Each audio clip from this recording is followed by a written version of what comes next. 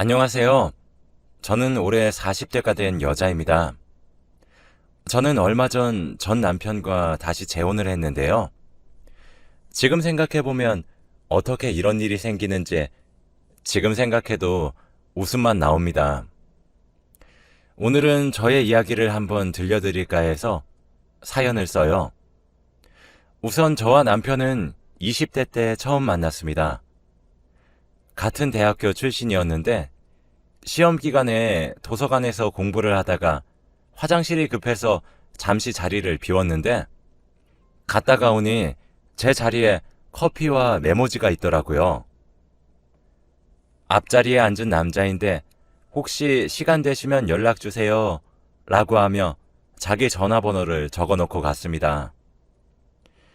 제 앞자리에 앉아있던 남학생은 잘생겼던 걸로 기억해서 그날 제가 먼저 연락을 했고 저희는 풋풋한 감정으로 서로 만나고 있었죠.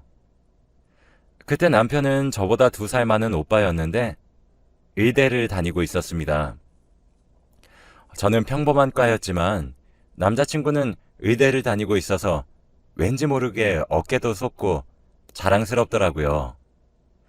아무튼 그렇게 저희는 오랜 세월 연애를 하다가 결혼 계획까지 세웠습니다. 오빠는 너무 다정했고 얼굴도 잘생긴 아주 완벽한 사람이었어요. 거기에다가 공부도 잘하는 의대생이니까 제가 놓칠 이유가 없었죠. 술도 안 먹고 담배도 안 피고 여자 문제도 없는 아주 깔끔한 남자였습니다. 과연 이런 남자를 저 같은 여자에게 줄지는 모르겠지만 우선 남자친구 부모님을 뵈러 갔어요. 그런데 다들 인상도 좋으시고 저를 벌써 며느리 하면서 좋게 봐주시더라고요. 그때 저는 한창 회사를 막 다니고 있었을 때였고 남편도 병원을 다니면서 인턴을 하고 있을 때라 서로 바빴지만 다들 저희를 좋게 봐주시고 미래를 함께할 사람이 옆에 있으니 힘든 것도 잘 몰랐어요. 그렇게 저희는 서로 안정적인 상태가 되었을 때 결혼식을 올렸습니다. 저와 남편 집 둘 다 풍요로운 집안이 아니라서 형식적으로 할 것만 하고 신혼여행도 제주도로 가면서 아주 소박한 결혼식을 올렸죠. 저와 남편은 후회도 없었고 앞으로 여행 갈 날도 많으니 하나씩 하자고 했습니다. 그렇게 남편은 정식적인 의사가 되었고 저도 회사에서 승진을 하는 평범한 회사원이 되었어요. 이제 드디어 남들과 비슷한 부부가 되나 싶었는데 그렇게 되지 않았습니다. 바로 시부모님 때문이죠. 시부모님은 전형적으로 가부장적인 분들이세요. 주방에는 당연히 여자가 있어야 하고 첫째는 무조건 아들을 낳아야 한다는 사상에 너무 강력하게 박혀 있어서 제가 고집을 꺾을 수 없었습니다. 솔직히 저와 남편은 아직 일이 바쁘기도 하고 아이를 가질 생각은 하고 있지 않았는데 이제 저희가 결혼 생활도 얼추 즐겼으니 아이를 낳으라고 강요하시더라고요. 며느라, 내가 이거 한약집에서 일부러 비싼 돈 들여서 만들어 왔단다. 이거 먹으면 아들이 금방 생긴다더구나. 오늘 이거 한 팩 원샷하고 둘이 한번 날 잡아서 거사 치르렴. 이러면서 저에게 한약을 권유하시는 것은 물론이었고 점집을 다니면서 몇백만 원을 쓰고 굿도 하셨어요. 솔직히 저는 일이 더 좋았는데 그렇게 원하시니까 생기면 낳고 안 생기면 안 낳고 라는 마음으로 살았던 것 같아요. 그런데 남편은 조금 달랐습니다.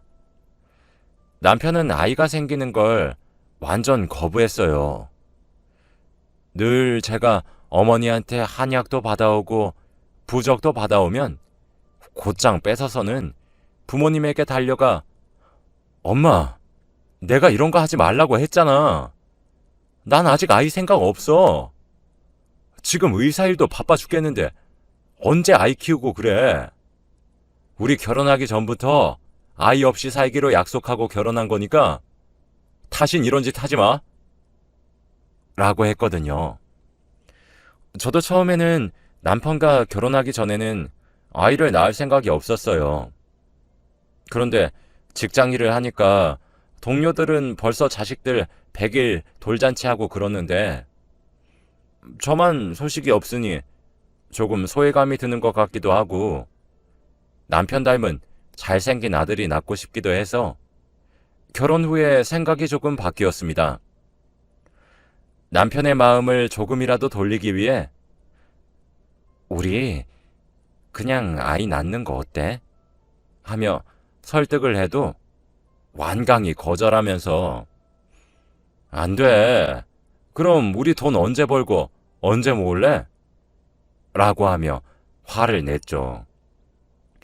남편이 아이를 원치 않으니까 저와 깊은 관계가 되고 싶지 않은 건가 싶으면서 조금 우울해지긴 했습니다. 그런데 이렇게 해서 시부모님들의 강요가 줄어들면 모르겠지만 남편이 이럴수록 시부모님은 더 거세게 강요하셨어요. 매일같이 저희 집에 오셔서 한약을 먹는 걸 감시하셨고 둘이 한 방에 자라, 둘이 여행 가라 하면서 매일같이 간섭하셨죠. 저는 양쪽에서 너무 심하게 구니까 시부모님께 어머님, 아버님, 이제 그만하세요. 남편도 저도 아이 생각이 없어요. 저도 이제 나이가 있어서 아이는 무리인 것 같아요. 라고 했더니 시부모님들의 반응이 어이가 없었습니다. 아이를 낳지 않는 이유를 제 탓으로 돌리는 거 있죠? 너 솔직히 말하렴. 일부러 애 안 낳고 싶어서 우리 몰래 무슨 약 같은 거 먹지? 네 인생에 걸림돌 될까봐 그러는 거 아니야. 너 일 계속하고 싶어서 그러지? 아니면 우리 몰래 한약 다 뱉어내는 거니? 이러면서 저한테 말도 안 되는 말을 마구 하시는데 너무 어이가 없어서 말이 안 나오는 겁니다. 제가 당황해서 넋을 놓고 있으니 어머니께서 제가 뜨끔해서 말을 안 한 줄 아시고는 너 들켰지? 이 계집애 봐라. 우리 집에 들어왔으면 며느리 역할을 하고 가야지. 지금 네 욕심 때문에 몇 사람이 피해보는 줄 알아? 애 안 낳으면 우리 아들이랑 이혼시킬 거니까 오늘 안에 당장 임신해. 라고 하시면서 검지손가락으로 제 이마를 미셨어요. 정말 기분이 나빴습니다. 저도 집에서 귀한 딸인데 임신 안 했다고 이런 취급을 받으니까 너무 화나더라고요. 그런데 저도 억울한 게 남편한테 아이를 낳자고 해도 항상 임신을 반대하는 건 남편이잖아요. 그런데 왜 저한테만 화를 내시는지 너무 억울하고 분했습니다.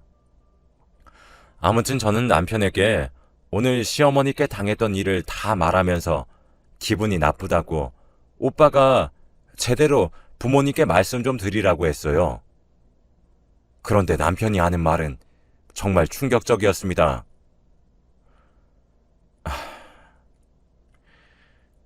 나도 말 안 하려고 했는데 내가 아이 안 낳으려는 이유가 뭔지 알아? 왜? 그냥 의사 일이 힘들어질까봐 그런 거 아니야? 아니야. 사실 나 아이 못 가지는 몸이야. 남편이 하는 말은 정말 충격적이었습니다. 제가 결혼한 남자가 아이를 못 가지는 몸이라니요. 저는 너무 놀라서 입이 떡 벌어진 채로 남편을 쳐다보기만 했고 남편은 제가 이렇게까지 당황할 줄 몰랐는지 남편도 놀랐더라고요. 그러면서 너 몰랐어? 난 대충 감 잡은 줄 알았지. 라고 했습니다. 내가 어떻게 알아? 오빠가 말해준 적 있어? 아니, 우리 아이 가지는 거 미루려는 노력 한 번도 안 했는데, 한 번도 임신한 적 없잖아. 난 당연히 아는 줄 알고, 왜 나한테 말 안 했어?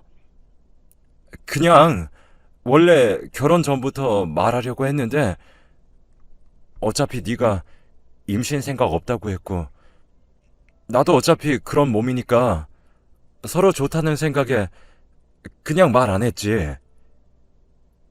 네가 원하던 거 아니었어? 오빠, 아무리 그래도 이건 거짓말이지. 그럼 나 이때까지 시부모님한테 괴롭힘 당한 거 그건 어떻게 책임질 건데? 지금 당장 어머니 아버지께 말씀드려. 그건 좀... 남편은 부모님께서 화를 내실 게 무섭다면서 말을 못하겠다고 했고, 저는 그런 남편을 보고 정이 뚝 떨어졌습니다. 그러면서 저에게 하는 말이, 조금만 기다려줘. 나도 마음의 준비를 하고 말씀드릴게. 라고 하더군요. 저는 남편이 금방 부모님께 말씀드리고 시부모님도 저한테 사과하실 줄 알았어요. 그런데 생각 외로 몇 달이 지나도 시부모님의 괴롭힘은 멈추지 않으셨고 저에게 아주 대놓고 폭언을 하시더라고요.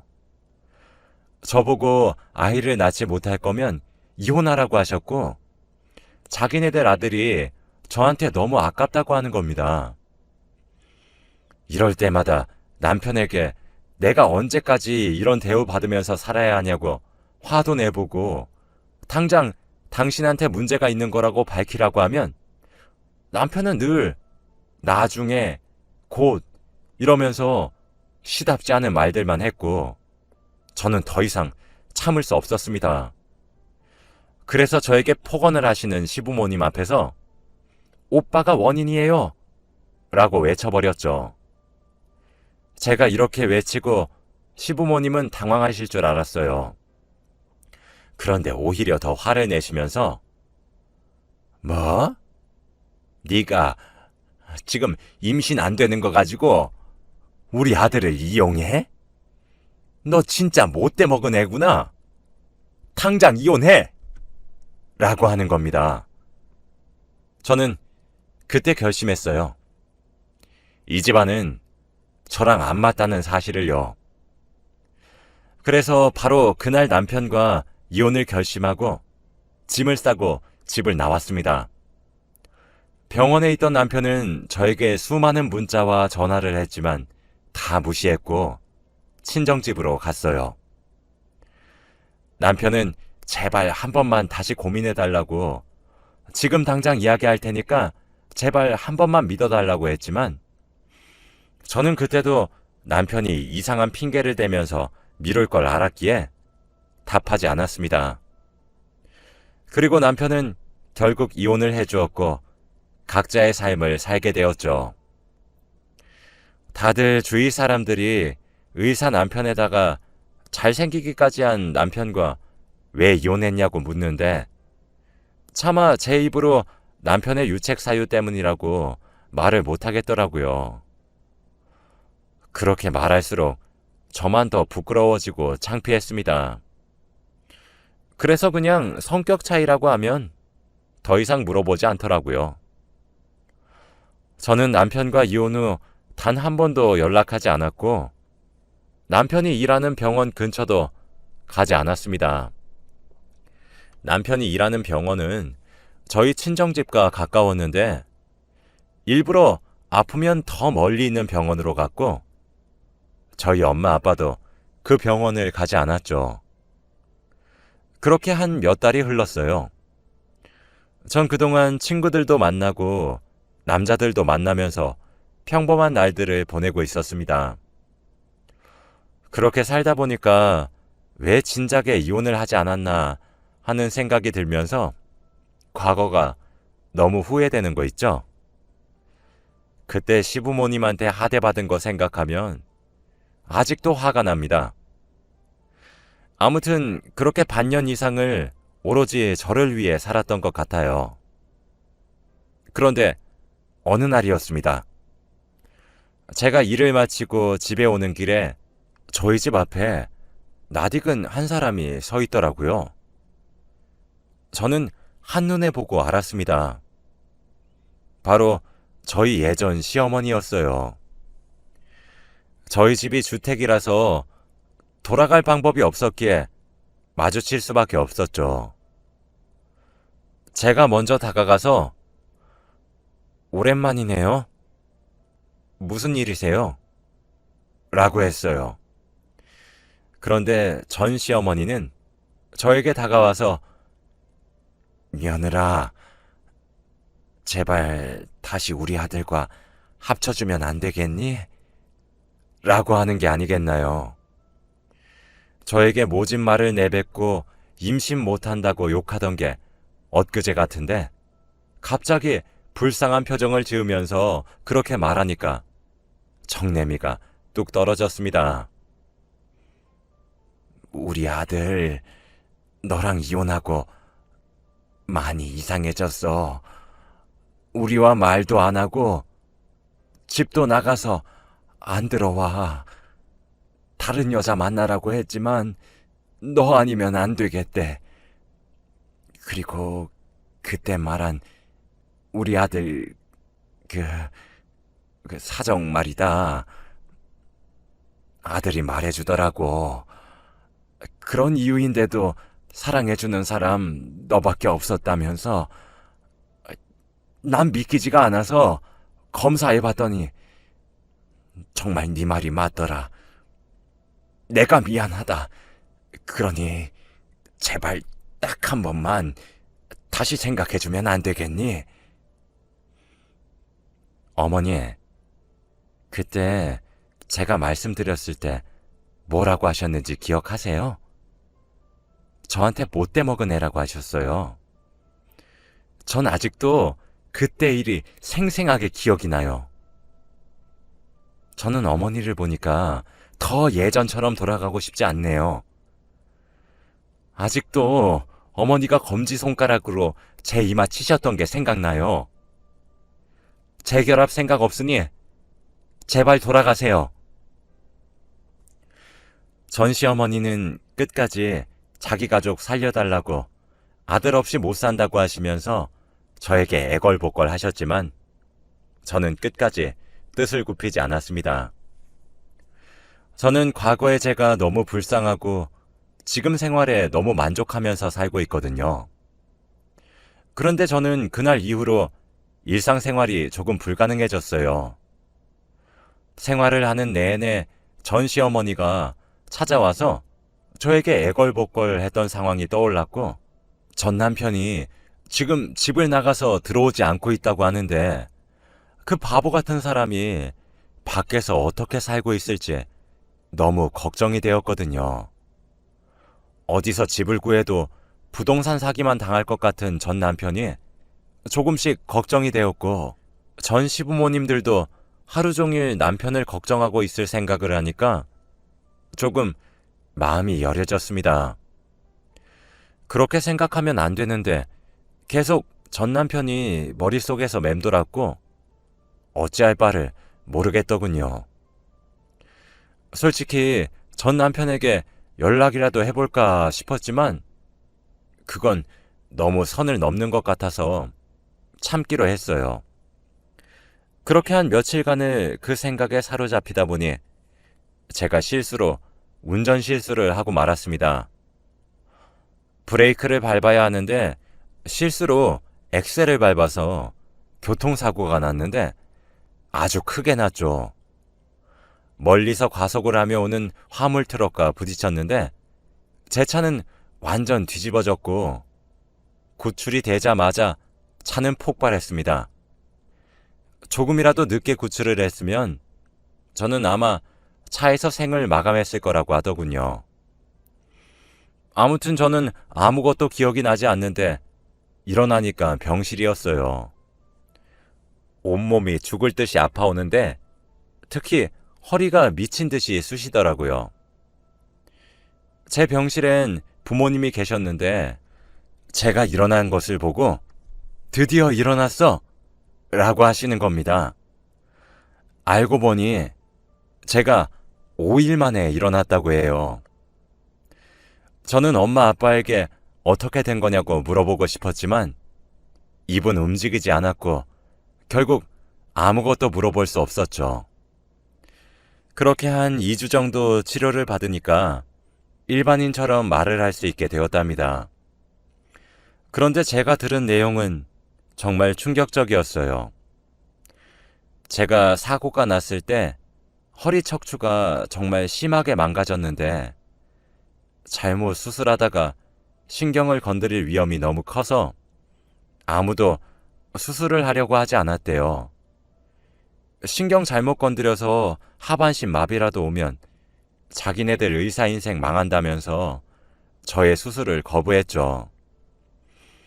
저희 부모님은 제발 해달라고 부탁드려도 의사 선생님께서는 거절했다고 합니다. 당장이라도 수술실에 들어가야 했던 저는 수술하겠다고 나서는 의사가 없어서 위험할 뻔했는데 그때 제 전 남편이 나타나서 수술을 하겠다고 했대요. 다들 말리면서 이 수술 잘못되면 너 의사 인생 끝이야 라고 했지만 괜찮아요. 잘못되면 제가 책임질게요 라고 하면서 수술을 해주었다고 합니다. 저는 며칠 동안 병실에 누워 있었지만 한 번도 제 병실에 와주지 않았던 남편이 저를 수술해 주었다고 생각하니까 너무 감동이더라고요. 늘 다른 의사 선생님께서 오셔서 저를 진료해 주시곤 했는데 말입니다.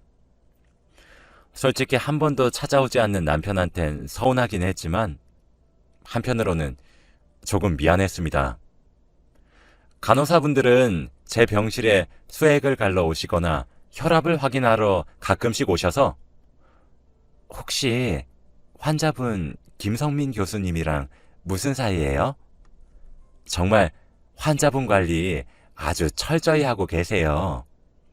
매일같이 저희 층에 오셔서 박미소 환자분 잘 부탁드린다고 말씀하고 가십니다. 라고 하더라고요. 저는 걸을 수 있는 몸이 되자마자 전 남편의 방으로 향했고 거기서 둘은 이야기를 나누었어요. 저는 우선 수술을 해주어서 고맙다고 말을 했고 전 남편은 과거의 일을 사과했죠. 내가 너무 철이 없었어. 단순히 부모님께 혼날 걱정만 한다고 옆에 있는 너를 진작에 생각하지 못했다. 네가 없으니까 진정으로 중요하게 여겨야 할 게 뭔지 깨달았어. 라고 하며 진심을 담아 사과를 하더라고요. 그렇게 저와 남편은 다시 사랑을 싹틔웠습니다. 솔직히 말해서 저도 남편을 많이 좋아하고 있었나 봐요. 그렇게 저는 퇴원을 했고 남편과 저의 신혼집으로 다시 돌아와서 회복을 하고 있습니다. 남편은 그동안 미안했다면서 꽃길만 걷게 해준다고 매일같이 그러고 있고 저는 아직 몸이 회복이 안 돼서 매일 집에 누워있죠. 집에 돌아와서 쉬니까 조금은 마음이 편하네요. 당연히 시부모님도 아이 강요는 없으십니다. 그동안 미안했다며 평생 반성하고 살겠다고 하셨고 남편의 사정을 알고도 품어준 저보고 감사하다고 하세요. 드디어 서로 간의 오해가 풀려서 얼마나 다행인지 모릅니다. 지금은 남편과 아주 알콩달콩 살고 있어요.